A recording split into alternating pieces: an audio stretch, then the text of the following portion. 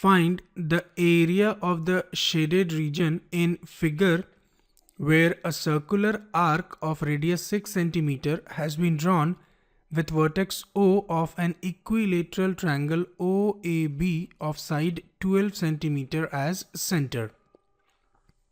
इस क्वेश्चन में आपके पास एक इक्विलेटरल ट्रायंगल है OAB whose sides are 12 cm.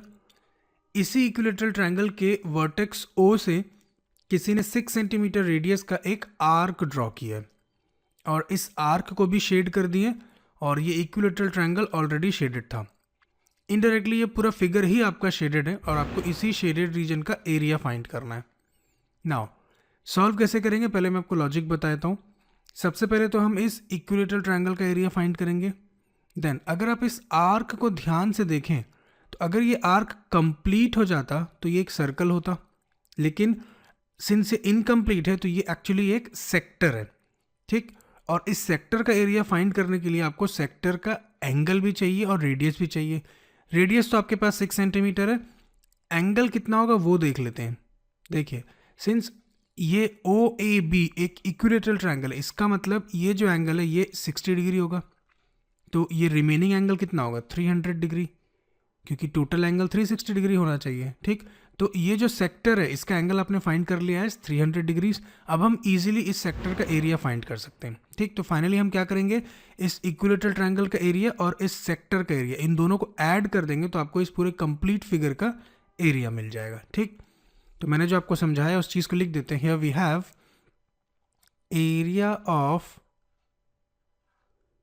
Shaded region is nothing but area of equilateral triangle plus area of sector.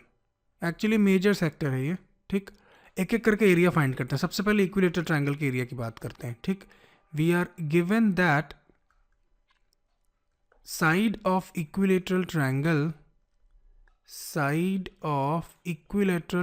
मैं short में लिख रहा हूँ कुछ चीज़ों को टाइम सेव करने के लिए. Sides of equilateral triangle are 12 centimetre and we know that area of equilateral triangle is given by the formula √3/4 a square, where a is sides of an equilateral triangle.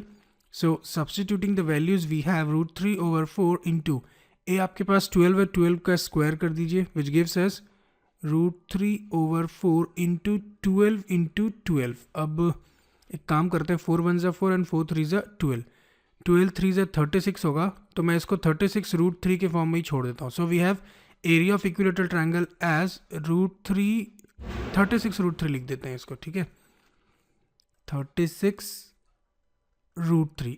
Since आपने area find किया तो unit होगा centimetre square. Now similarly area of sector find कर लेता हूँ मैं अलग से.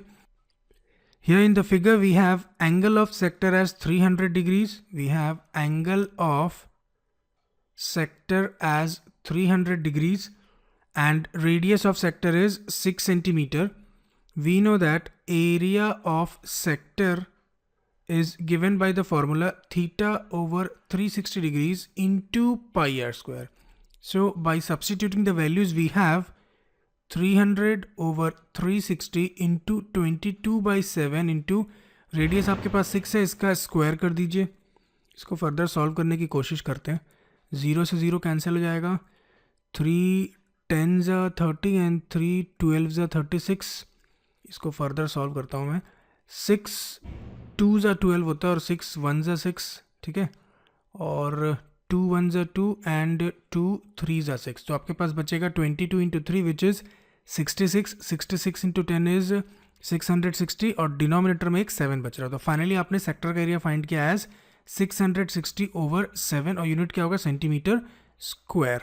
ठीक, तो आपके पास इक्विलेटरल ट्रायंगल का एरिया भी आ गया और सेक्टर का एरिया भी आ गया. फाइनली इन दोनों को सिर्फ आपको ऐड करना है so as to get the area of shaded reason.